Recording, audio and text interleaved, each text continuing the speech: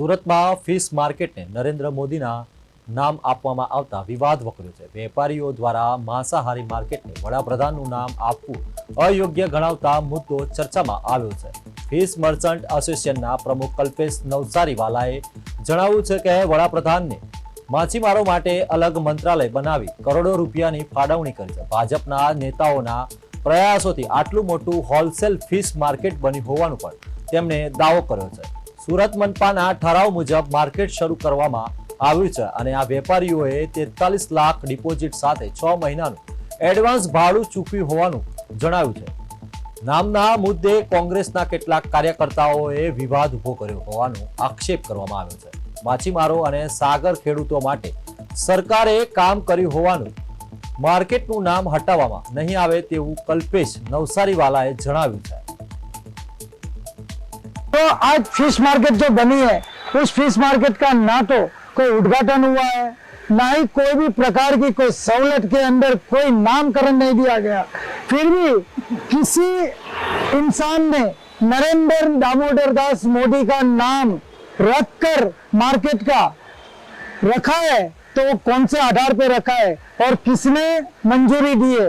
मोदी जी ने कभी मछली खाई नहीं है और मछली से वो बहुत दूर दूर तक रहे, फिर भी फिश मार्केट के ऊपर मोदी जी का नाम लिखा है।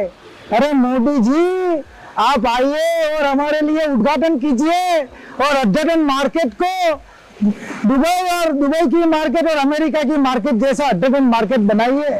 સુરત શહેરમાં હવે જે પ્રકારેનો મચ્છી માર્કેટના જે નામને લઈને વિવાદ સામે આવ્યો છે અને જે પ્રકારે સુરત શહેરના એટલે કે જે રીતના દ્રશ્યો જોઈ શકે છે કે મોટું એટલે કે આ મચ્છીનું જે મોટું માર્કેટ છે અને તેમાં જે પ્રકારેનું નામ Shri Narendra Modi wholesaler fish market અને અહીં જે પ્રકારેનો વિવાદ છે તે સામે આવી રહ્યો છે અને ત્યારે અહીંના આપણે જે પ્રમુખ છે માર્કેટના તેમની સાથે જ વાત કરીશું। શું કહેશો જે પ્રકારનો આખો વિવાદ ચાલી રહ્યો છે શાકાહારી અને માંસાહારી વચ્ચે શું કહેશો? સાહેબ નમસ્તે, હું કલ્પેશ વિનોદભાઈ નવસારીવાલા સુરત ફિશ મર્ચન્ટ એસોસિએશનનો અધ્યક્ષ છું। અને સાહેબ આ તો વિપક્ષ દ્વારા છે ને ખોટી રીતેનો એક જાતનો નરેન્દ્ર મોદી સાહેબના વિશે છે ને વિવાદ ઉભો કરવામાં આવ્યો છે। અહીંયા વાત વેજ નોનવેજની નથી, પ્રધાનમંત્રી દેશના છે અને આખા ભારત દેશના છે। અમારા લોકલાડીના વડાપ્રધાન શ્રી નરેન્દ્ર મોદી સાહેબ નામ રાખવાનું સાહેબ મુખ્ય અમારા એસોસિએશનનું કારણ જ આ છે કે આદરણીય વડાપ્રધાન મોદી સાહેબે છે ને કોરોનાના કપરા સમયની અંદર અમારા માછી સમાજની બી સાર સંભાળ રાખેલી હતી કે સમસ્ત માછી સમાજના ઉઠાણ માટે આદરણીય મોદી સાહેબે પ્રધાનમંત્રી મત્સ્ય સંપદા યોજના નામનું એક અલગથી મંત્રાલય જ બનાવેલું હતું। એમાં 20,000 કરોડ રૂપિયાનો ફાળવેલા હતા અને 20,000 કરોડની જે ગ્રાન્ટ હતી એની પહેલી ગ્રાન્ટ સુરત શહેરમાં સુરત મહાનગરપાલિકાને આપવામાં આવી 3 કરોડ રૂપિયાની। એ 3 કરોડ રૂપિયાની ગ્રાન્ટમાંથી આખું નવું ફિશ માર્કેટ બનાવવામાં આવ્યું। પહેલા સાહેબ અમને રોડ રસ્તા પર બેસવું પડતું હતું, સ્કૂલોની રિક્ષા નહીં આવી શકતી હતી, બચ્ચાઓનું સ્કૂલનું ભવિષ્ય અટવાતું હતું, એમ્બ્યુલન્સ નહીં આવી શકતી હતી, ફાયર નહીં આવી શકતી હતી, એટલી ખરાબ પોઝિશનમાં અમે રહેતા હતા।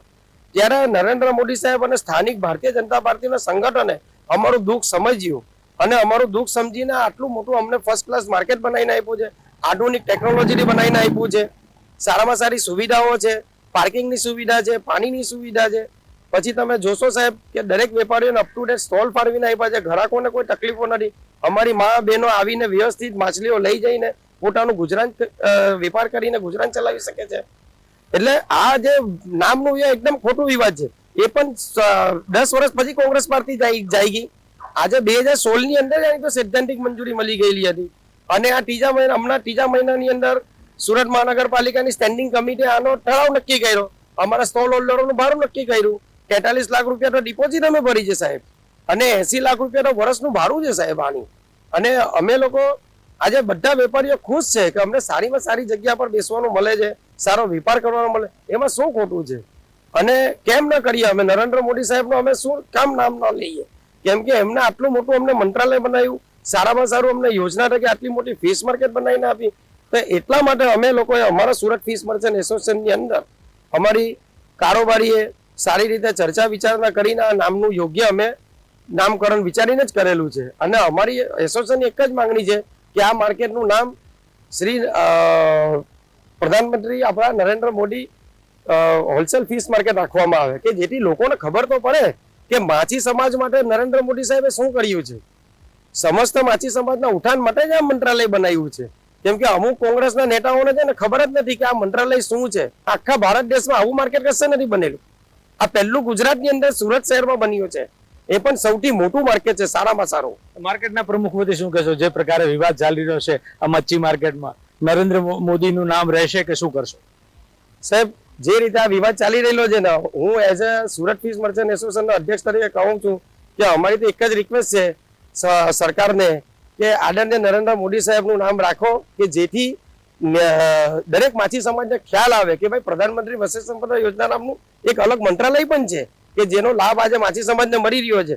અને લોકો અમારા સમાજને છે ને ગેરમાર્ગે દોરાવી રહ્યા છે. અમારો કાળ સમાજ છે, પહેલાથી જ સાહેબ મહેનત કરીને આગળ આવવા વાળો માણસ છે, બરાબર છે, અમારો સમાજ છે. અને કહેવાનો મતલબ એ છે સાહેબ કે કોઈ ખોટા વાદ વિવાદમાં ન પડો. જે પ્રધાનમંત્રી સાહેબે કામ કરીને આપ્યું છે એના ખરેખર વખાણ તો કરવા જ પડે. અને ખોટી રીતે વાદ આ બધા જે કોંગ્રેસના કાર્યકર્તાઓ છે એ ખોટી રીતે આની અંદર ઘૂસવાની ટ્રાય કરે છે કે ભાઈ આનો લાભ અમે લઈએ. આજે અમને ખબર છે કે અમારા સમાજ માટે કયા સંગઠન અમને મદદ કરી છે. આમાં કોઈ પોલિટિક્સની વાત જ નથી આવતી. આમાં વાત આવે છે વ્યાપારની. આજે વ્યાપારીઓ સુખી રહેશે, સુખ શાંતિથી વેપાર કરશે તો એનો કંઈક ડેવલપ થશે. અને ડેવલપ કરવા માટે પ્રધાનમંત્રી સાહેબ આટલું બધું સારું કામ કરી રહ્યા છે તો કેમ નહીં એમનું નામ રાખીએ? તમે એ તો કહો અમને. ચોક્કસથી તો હતા જે માર્કેટના પ્રમુખ કલ્પેશભાઈ, અને જે પ્રકારે જણાવી રહ્યા છે ને, ખાસ કરીને મચ્છી સમાજના જે માછીમારો છે એટલે તમામ લોકોને અહીંથી રોજગારી મળી રહી. અને જે પ્રકારેનું આટલું મોટું આધુનિક જે માર્કેટ બન્યું છે ત્યારે વડાપ્રધાન નરેન્દ્ર મોદીનું આનો આખો યશ જાય છે. અને જે પ્રકારની સમાજની અને તમામ માર્કેટના એસોસિએશનની પણ માંગ છે કે નામ તો નરેન્દ્ર મોદીનું રાખવામાં આવશે. ત્યારે જોવું રહ્યું કે આખો આ મામલાનો જે વિવાદ છે તેનો મૂળ અંત આવશે તો આવશે શું, પરંતુ હાલ માછીમાર સમાજમાં જે પ્રકારે રોજી રોટી અને જે પ્રકારેનો સાગર ખેડૂત સમાજના જે અનેક લોકો નહીં રોજગારી અને પોતાની જે ધંધો આત્મનિર્ભર બની અને આરામથી પોતાનું જે રોજી રોટી છે તે મેળવી રહ્યા. કેમેરામેન અજય કુમાર સાથે અરવિંદ રાઠોડ, પ્રદેશ 24 સુરત.